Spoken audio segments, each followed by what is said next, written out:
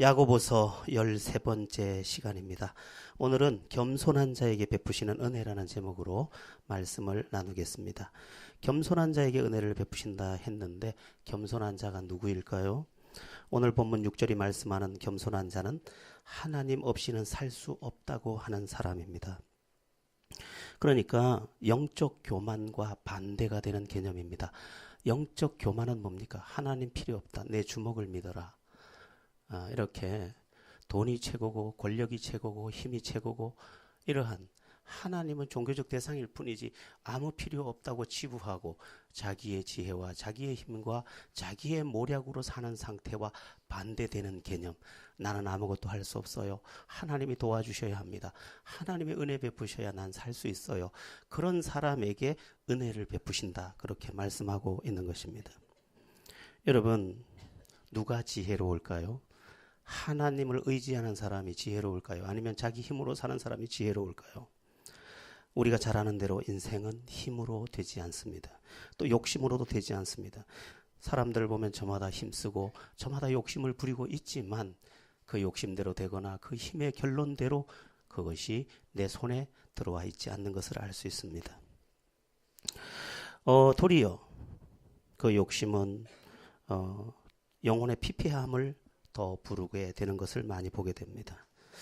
어떻게 보면 많은 것을 가졌으면서도 더 불행한 시대가 이 시대가 아닐까 하는 생각도 해보게 됩니다. 오늘 본문에서도 욕심에 관한 이야기가 나오는데 욕심에는 부작용이 많다 그렇게 되어 있습니다. 어떤 부작용이 있습니까? 이기주의가 되는 부작용이 있습니다. 심지어 부모도 배신하고 내팽개치는 그러한 삶이 욕심의 부작용입니다. 싸움도 욕심의 부작용입니다. 더 가지려고 욕심을 부리다 보니 다투고 싸우고 그리고 오늘 본문에 보면 죽이는 도다까지 나와 있습니다. 여러분, 사람들이 싸우는 이유가 뭡니까? 빼앗기지 않으려고 싸우고 빼앗으려고 싸우는 것입니다. 그러나 그렇다고 해서 가질 수 있는 게 아니라는 것입니다. 그래서 2절은 말씀합니다. 너희는 욕심을 내어도 얻지 못하여 살인하며 시기하여도 능히 취하지 못함으로 다투고 싸우는도다. 별의별 방법을 다 쓰지만 너희가 가지지 못하는구나. 그러나 오늘도 너희가 싸우고 있구나. 그렇게 말씀하고 있는 것입니다. 사람을 죽여서라도 가지려고 하는 그 이기심, 그 욕심이 너희를 도리어 망하게 할 뿐인 것을 너희가 알지 못하는구나. 그렇게 말씀하는 것입니다. 그렇습니다. 인생은 누구나 욕심을 가지고 있지만 욕심으로 되지 않습니다. 힘으로도 되지 않습니다. 내가 악을 쓴다고 해도 되지 않습니다. 도리어 욕심이 지나치면 욕심에 매이고 급기야는 사람다운 모습까지 잃게 됩니다. 그러면 우리의 인생은 무엇으로 되는가? 욕심으로도 힘으로도 악으로도 되지 않는 이 인생, 그러면 무엇으로 되는가? 오늘 대답은 하나님의 은혜로 된다는 것입니다. 즉 하나님이 공급해 주시는 선물로 되는 것이지 우리 억지로 될 수 없다는 것입니다. 그렇습니다. 하나님이 무엇인가를 주면 그가 그것을 누리고 그것 안에서 복된 자가 됩니다. 여러분, 하나님이 허락하지 않으면 우리는 아무것도 가질 수 없는 그러한 구조로 만들어져 있습니다. 사람들은 저마다 내가 마음만 먹으면 다 가질 수 있다고 여기지만 결코 그렇지 않습니다. 여러분, 우리 삶의 위치만 봐도 그것은 드러납니다. 우리가 어디에서 삽니까? 인간은 땅 위에서 삽니다. 어떤 땅 위에서 삽니까? 하나님이 허락한 땅 위에서 삽니다.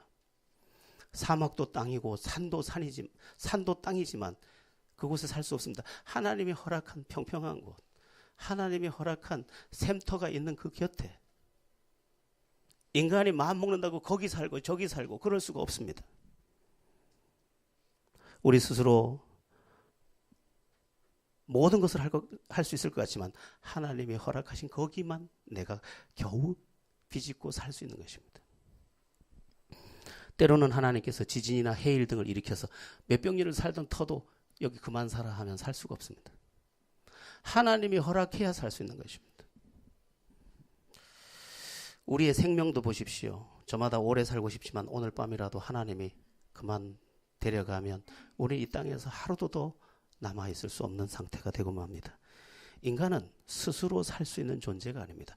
인간을 하나님이 만드실 때 하나님에게 기댄 의존적 존재로 만들어 놓았기 때문에 하나님을 붙잡고야 사람다울 수 있도록 그렇게 구조해 놓았기 때문에 하나님 안에서 살아야 합니다.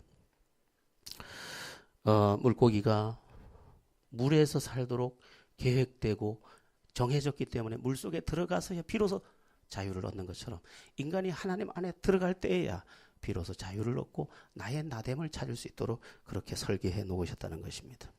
여러분, 힘으로 살려고, 욕심으로 살려고, 악으로 살려고, 꾀로 살려고 하지 마시고, 또 당장의 이익을 붙잡고 그것으로 행복을 찾으려고 하지 마시고, 주님을 붙잡고 주님이 주시는 선물, 그것 안에서 평화와 행복을 누리시는 여러분들 되기를 바랍니다.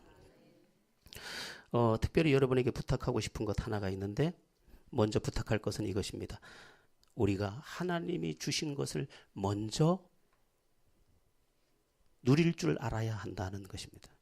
지금 이대로 이것을 감사하며 살 수 있어야 한다는 것입니다. 욕심 이전에 주님 주신 은혜를 먼저 누리는 자가 되라는 것입니다. 제가 아는 한 이게 먼저입니다. 주신 것을 먼저 누리고 다음 것을 구해야지. 주신 것은 짓밟고 다른 것만을 추구하고 있다면 그는 가지고 있어도 불행할 것이고 아직도 가여운 자기 자신만을 보게 될 것입니다. 나에게 건강 주셨으니 건강을 누리면 됩니다. 나에게 소박한 거처지만 이 거처를 주셨으니 이 작은 거처를 행복한 터로 삼으면 됩니다. 내 곁에 좋은 사람들을 주셨으니 그들과 더불어 오손도손 살면 됩니다. 우선 그것을 먼저 누릴 줄 아는 우리가 돼야 합니다. 여러분, 행복이 뭔지 압니까? 행복은 가진 것에 대한 깨달음입니다. 아니, 내가 이런 것도 갖고 있었네. 아우, 나에게 집이 있었지. 나에게 엄마가 있었지. 나에게 부모님이 계셨지. 이 가진 것에 대한 깨달음을 가지고 그것을 감사하며 그것을 누리는 사람이 행복한 사람입니다. 그럼 불행한 사람은 누굽니까? 없는 것에 대한 깨달음을 가진 사람이에요. 나는 차도 없어. 애인도 없어. 직장도 없어. 좋은 인물도 가지고 태어나질 못했어. 나는 가진 게 아무것도 없어. 없는 것을 깨닫는 순간 나는 비극이 되는 것입니다. 남들은 다 있는 것 같은데 나만 없는 것 같아요. 여러분, 이것은 깨달음의 차이로 행과 불행을 가르는 길목이 됩니다. 내가 이것도 있네 하면 감사한데 이것도 없네 하면 불행한 것이고, 이것도 주셨네 하면 행복한 것이고, 이것도 안 주셨네 하면 불행한 것입니다. 그러므로 먼저 뭘 해야 되느냐? 욕심을 부리기 전에 먼저 감사해라. 먼저 내가 가진 것에 대해서 감사해라. 오늘 내 안에 믿음이 있다면 믿음 주신 것에 대해서 감사해라. 오늘 내가 이렇게 예배할 수 있는 것이 하나님의 은혜인 줄 알았다면 예배할 수 있게 허락하신 하나님께 감사해라. 이것 위에 또 감사하며 또 구하며 나갈 때 이것이 행복하고 그 다음 단계가 더 행복하고 그 다음 단계가 눈부시고 그 다음 단계가 풍성한 계절이 될 줄로 믿습니다. 자, 어쨌든 욕심으로 무엇이 되지 않습니다. 특별히 기억할 게 한 가지 있는데, 하나님은 인간에게 어느 누구에게도 100%를 주지 않았다는 것입니다. 저 사람이 모든 게 완벽한 것 같아도 퍼펙트 인생은 없습니다. 그도 무언가 결핍을 갖고 있어요. 그도 심각한 고통을 겪고 있다는 것입니다. 그러니까 다 갖춰 보이는 그도 외로운 밤을 겪어야 하고 남몰래 오는 눈물도 있는 것입니다. 그러니까 남이 다 유복하고 나만 불행한 것처럼, 태어날 때부터 기구한 것처럼 착각하지 말라는 것입니다. 나에겐 이런 아픔이 있지만 저 사람에겐 그런 아픔이 있어. 그러므로 우리는 어떻게 합니까? 내가 가진 것에 대해서 깨닫고 감사하면서 저 사람에게도 사랑이 필요한 줄 알고 내 손을 내밀어 사랑하고, 그러면서 그 결핍을 채워주고 그가 내 결핍을 채워주면서 그곳에서 행복을 만들어내는 사람이 지혜로운 사람이라는 것입니다. 얼마나 감사합니까? 오늘 이렇게 우리가 살 수 있는 것. 그러니까 가진 것에 대한 깨달음을 가지고 먼저 시작하시고, 욕심으로 출발하지 마시고 감사로 출발하셔서 그 다음 페이지가 또 은혜로 채워지고 또 은혜로 채워지고, 가다 보니 또 나같이 못난 자에게 이것도 주셨네, 이게 또 감사하고, 나같이 부족한 사람이 이것도 주셨네, 이것에 감사하고, 그러는 중에 하나님께서 더욱 공급하시는 은혜를 누리면서 내 인생이 노래가 될 줄로 믿습니다. 자, 어쨌든 욕심으로 우리의 인생은 되지 않습니다. 그럼 무엇으로 된다고 말씀드렸습니까? 하나님의 은혜로 됩니다. 하나님이 나를 복되게 하시면 내가 복된 자가 되는 것입니다. 하나님께서 다윗에게 복을 주자 목동이 왕이 되어서 내가 부족함이 없으리로다 고백하지 않습니까? 하나님이 선물로 주신 은혜가 그에게 임하기만 하면 그가 이전에 목동이었든지 그가 말제로 태어났든지 그가 외롭게 태어났든지 그가 유복자로 태어났든지 사생아로 태어났든지 상관없이 하나님은 얼마든지 은혜를 주실 수 있음을 믿으시기 바랍니다.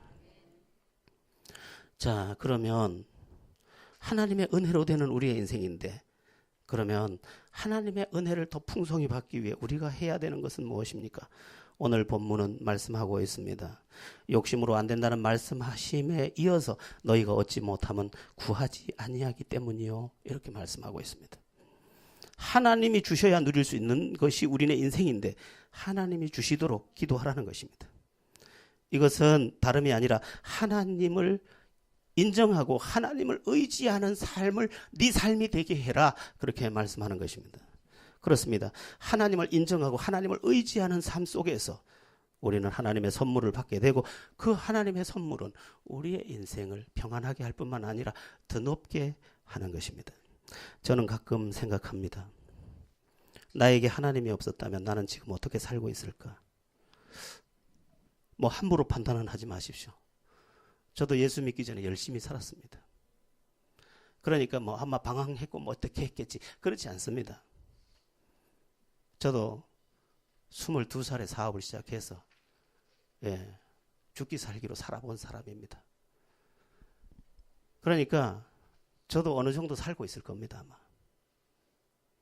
그러나 제 가슴의 허무는 어쩌지 못했을 겁니다. 그리고 내가 조금 더 풍성해졌다면 없는 누군가를 무시하며 잘난 체하며 살았을 것입니다. 어쩌면 더 많은 돈을 벌기 위해서 부정을 행하다가 지금쯤 감옥에 있을지도 모를 일입니다. 나는 그 일을 배워가고 있다가 멈췄으니까요.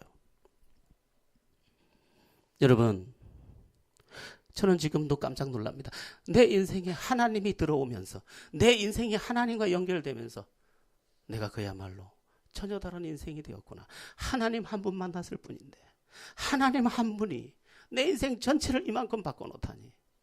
born again. 내 인생은 정말 하나님 안에서 다시 태어났구나. 여러분, 하나님은 새 인생을 선물로 주시는 줄 믿으시기 바랍니다. 여러분, 여기 구부러진 소나무가 있습니다. 여기 비틀어진 참나무가 있습니다. 이 소나무와 이 참나무가 곧게 커서 눈부시게 하늘이 낮다고 싶을 만큼 창공을 찌르도록 다시 자라나는 방법이 있습니까? 없습니다. 구부러진 나무는 자기를 펼 힘을 갖고 있지 않습니다.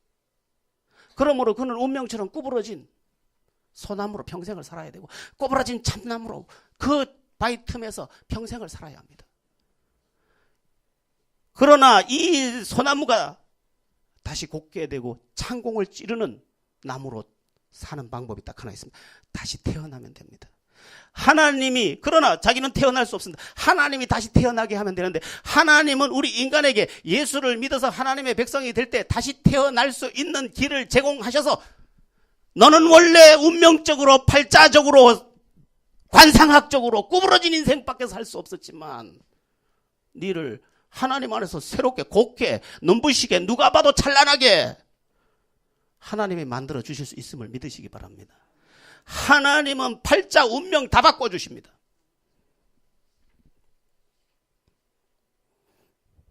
그렇습니다. 하나님은 살아계십니다. 하나님은 종교적 대상이 아니라 지금도 살아서 역사하시고 우리의 운명을 바꿔주기 위해 찾아오시는 분이라는 것입니다. 자, 이러한 질문을 할 사람도 있을 겁니다. 나는 왜 안 됩니까? 나도 믿는데. 나도 하나님을 의지해서 살고 있는데 기도해도 안 되고 믿어도 안 되는 이유가 뭡니까? 대답은 3절입니다. 우리 3절을 한번 읽어보겠습니다. 3절 시작. 구하여도 받지 못함은 정욕으로 쓰려고 잘못 구하기 때문이라. 동기와 목적이 잘못됐다는 것입니다. 하나님을 이용하려고 할 뿐 네가 하나님의 사람이 되려고 하지 않는다는 것입니다. 여러분 매우 중요합니다. 같은 믿음을 가지고 있는데 여기 두 사람이 똑같은 믿음을 가지고 있습니다. 그는 예수를 구세주로 믿었습니다. 그는 하나님의 살아계심을 인정합니다. 그렇게 두 사람이 똑같이 신앙 고백을 하는데 결론이 똑같지는 않습니다. 전혀 다릅니다. 그러면 어떻게 해서 이게 갈라지느냐? 하나는 하나님의 영광을 위해 살기 위해서 하나님을 붙잡았습니다. 하나님이 내게 원하는 그것을 이루기 위해 하나님을 붙잡았습니다. 한 사람은 내 욕심을 이루기 위해서 하나님을 붙잡았습니다. 네 동기와 목적이 뭐냐?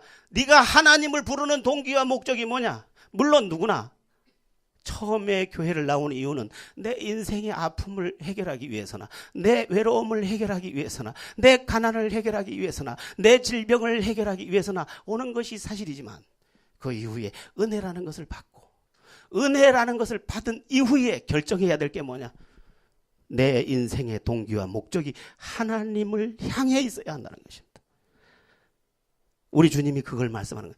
네 인생이 내 안에서 승리하기를 원하냐? 그러면 동기와 목적을 내게 둬봐라. 네 자식 성공하기를 원해? 그럼 이렇게 기도해봐.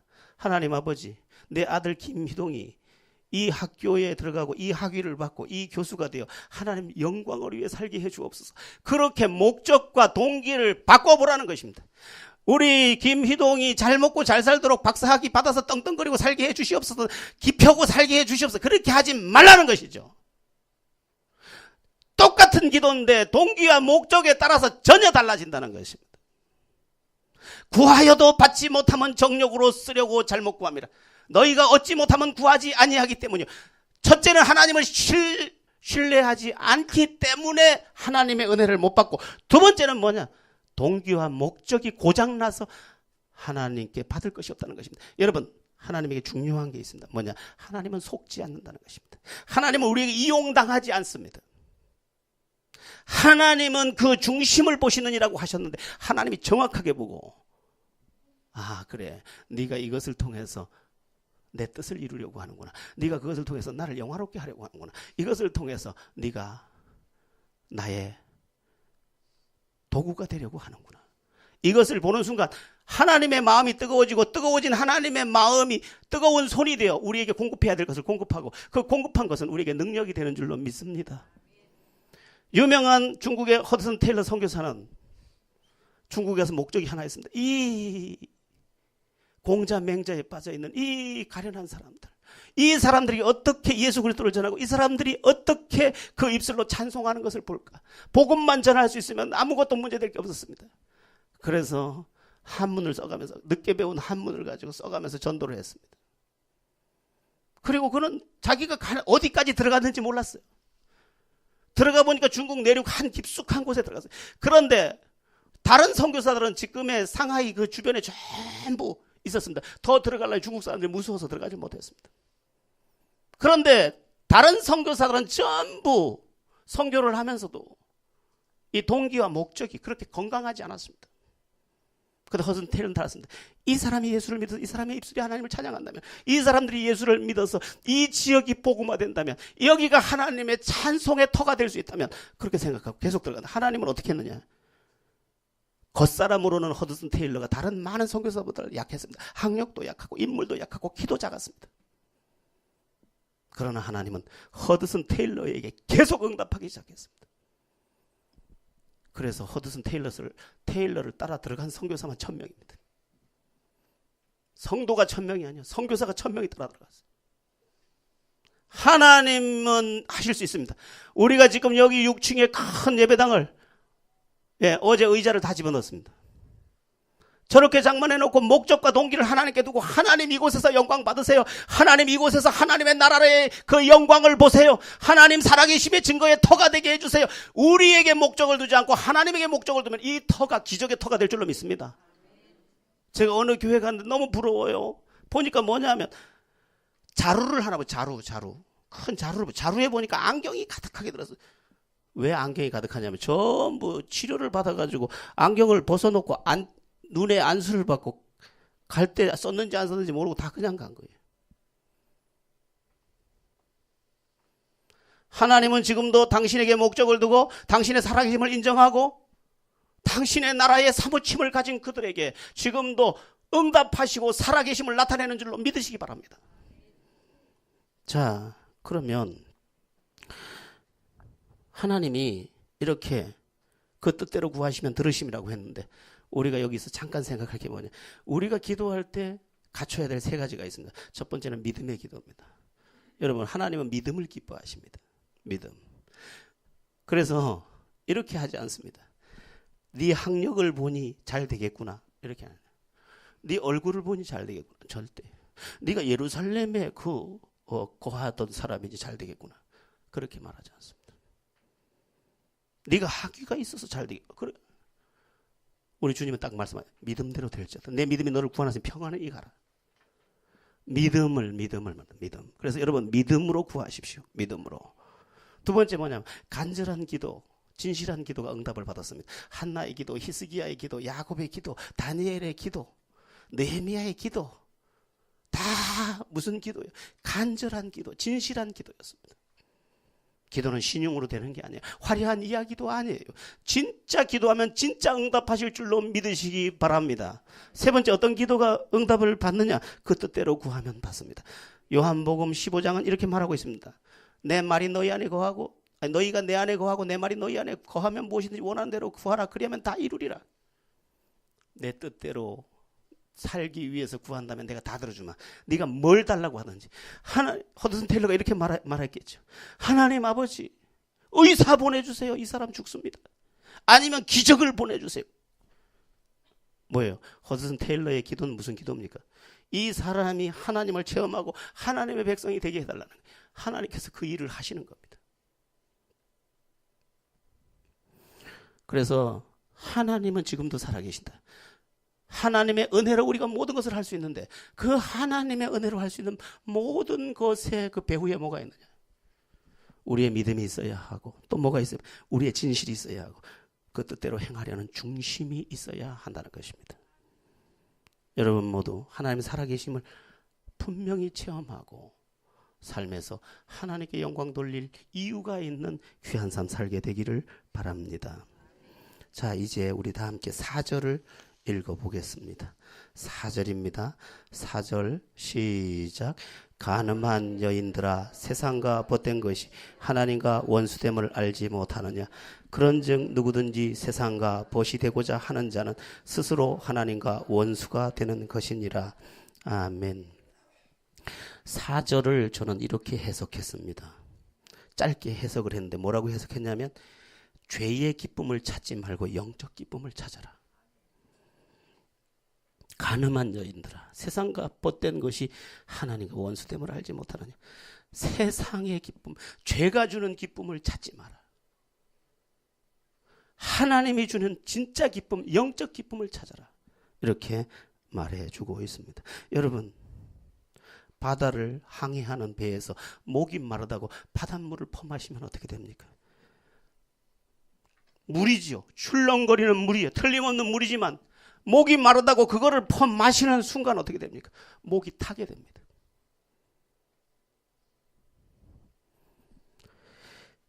똑같습니다. 세상에서 얻는 기쁨이 그렇습니다. 뭔가 기쁨을 원하는 내 몸입니다. 이 광야 같은 세상에서 우리의 영혼이 목말라 하고 있습니다.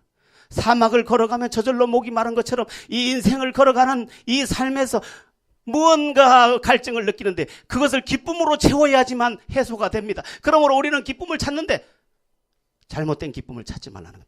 죄에서 기쁨을 찾지 마라. 그건 너를 살리는 게 아니라 결국 죽인다 이 말입니다. 무슨 기쁨이 우리를 살립니까? 하나님의 은혜에서 오는 기쁨이 우리를 살린다는 것입니다. 오늘 세상은 전부 자기를 위해서 기쁨을 찾아서 이 골목 저 골목 이 등불 저 등불 아래로 파고들고 있습니다. 그러나 뭡니까?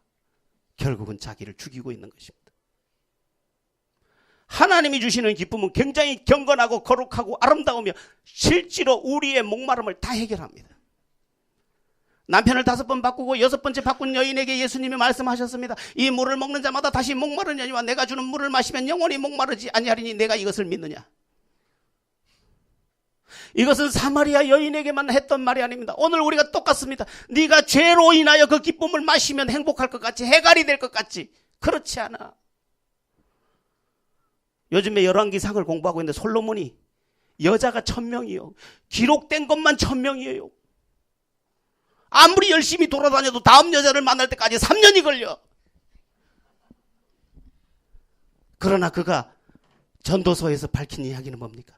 쾌락에 대하여 내가 논하기를 미친 짓이라 하였고, 해 아래 모든 수고가 헛되니 바람을 잡으려는 것 같도다. 해 아래 모든 수고가 헛되니,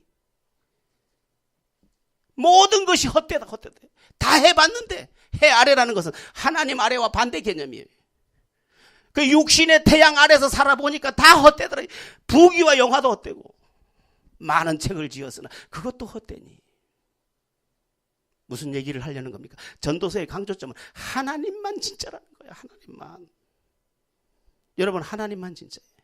여러분 기도하다가 응답 딱 받고, 기도하다가 은혜 딱 받고, 눈물도 다도 안 나왔어요. 요만큼 맺히다 말았어요. 근데 이게 해갈이 된다니까. 가슴에 촉촉한 은혜가 요만큼 임했는데 그거 가지고 1년을 살 힘이 된다니까요.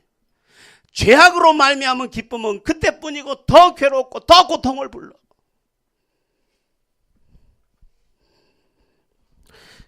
여기는 여성시대에서 들은 이야기예요. 제가 아침에 운동 갔다가 오다가 라디오를 틀면 그 여성시대를 틀어요. 뭐 특별히 들을 게 없어서 듣는 거예요.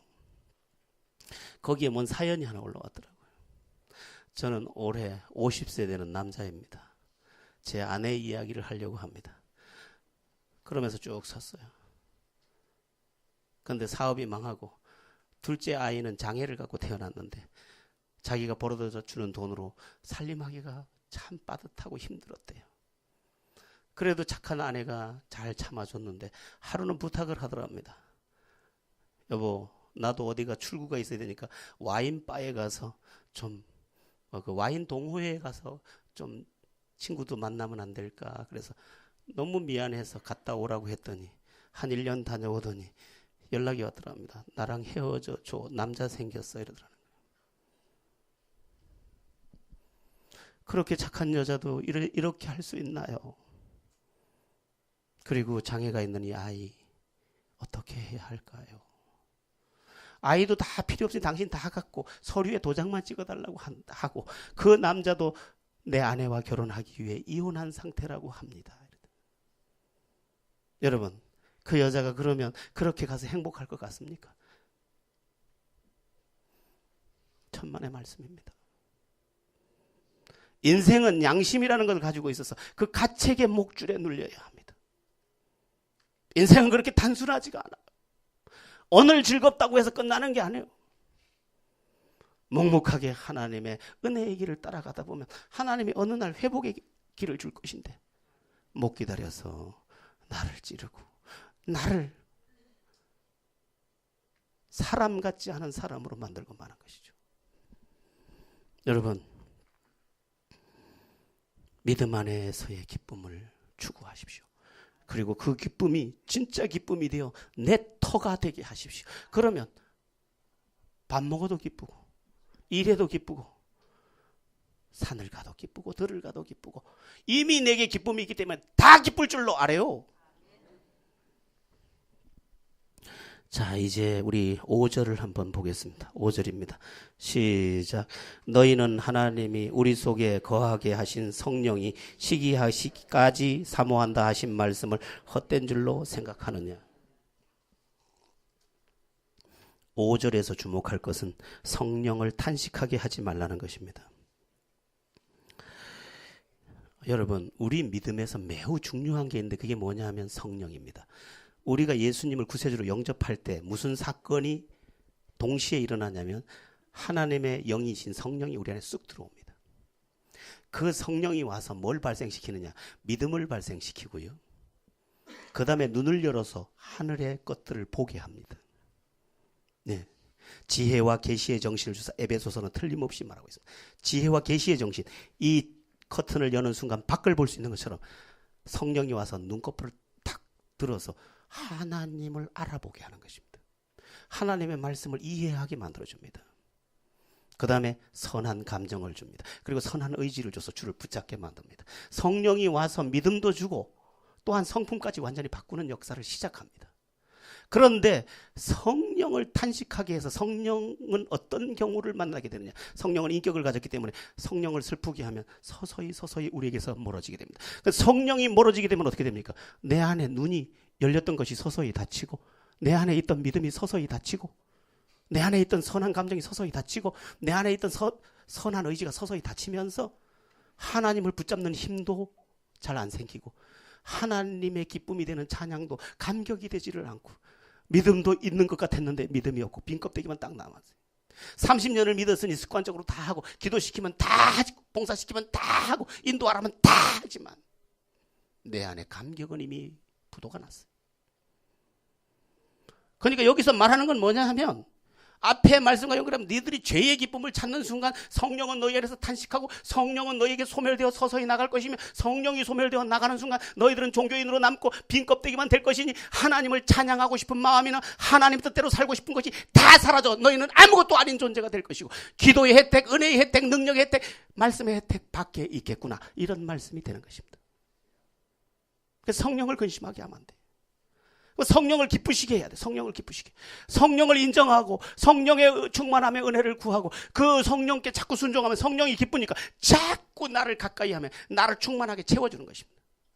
그때부터 믿음이 더해지고 기쁨이 더해지고 소망이 더해지고 내 안에 선한 감정이 살아나고 선한 의지가 살아나면서 하나님이 꽉 붙잡아줘.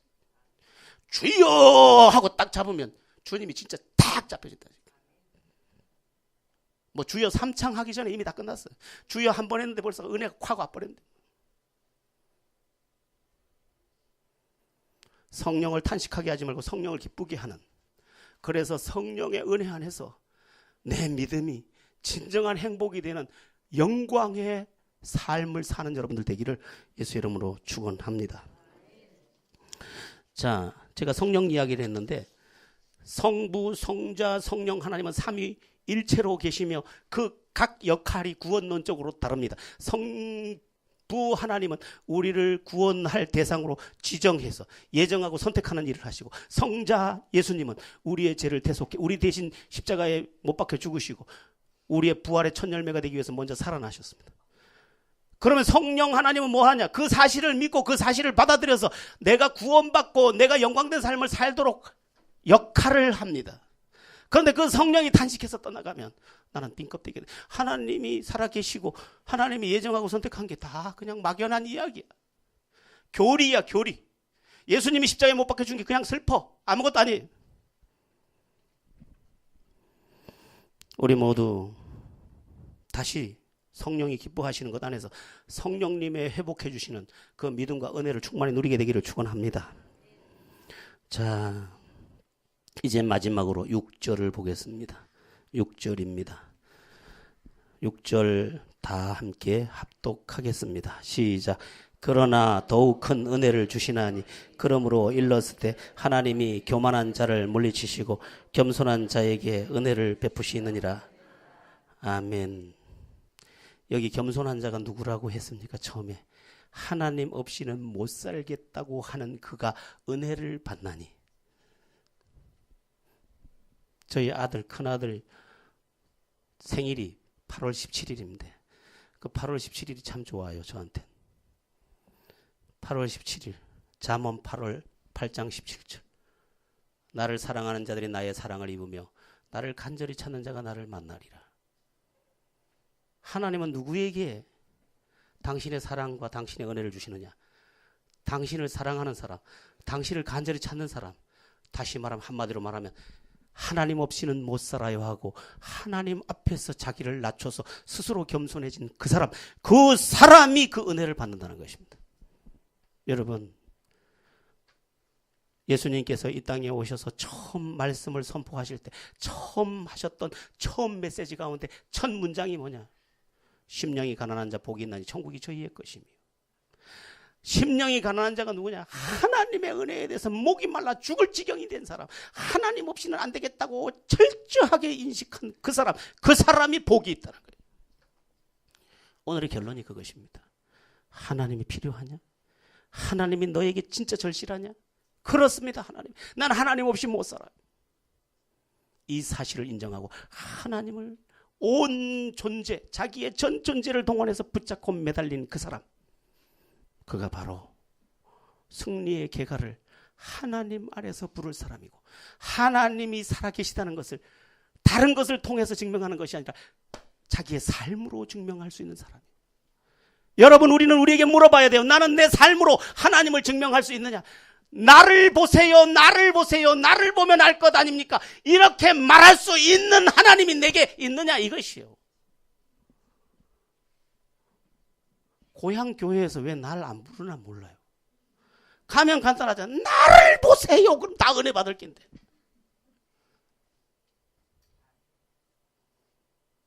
그게 있어야 하나님을 말할 자격을 갖춘 게 아니겠어요. 사도 요한은 말했습니다. 그리스도에 대해서 말하면서 우리가 귀로 들은 바요, 손으로 만진 바요, 눈으로 본 바라. 만지기도 했고 보기도 했고 그 안에서 변화도 받았고, 그런데 어떻게 그를 부인해? 내 안에 증거가 있는데. 여러분, 점점점 기독교가 종교로 전락해가는 안타까운 시절을 우리가 살고 있습니다.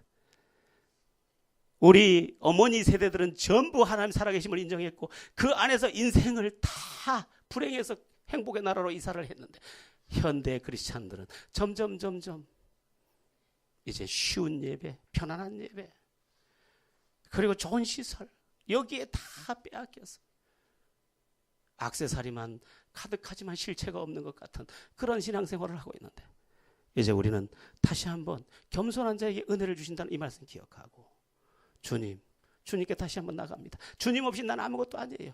주님 안에서 새 인생 되겠습니다. 나를 붙잡아 주시옵소서.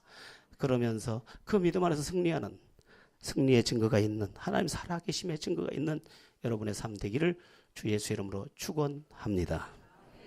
기도드리겠습니다.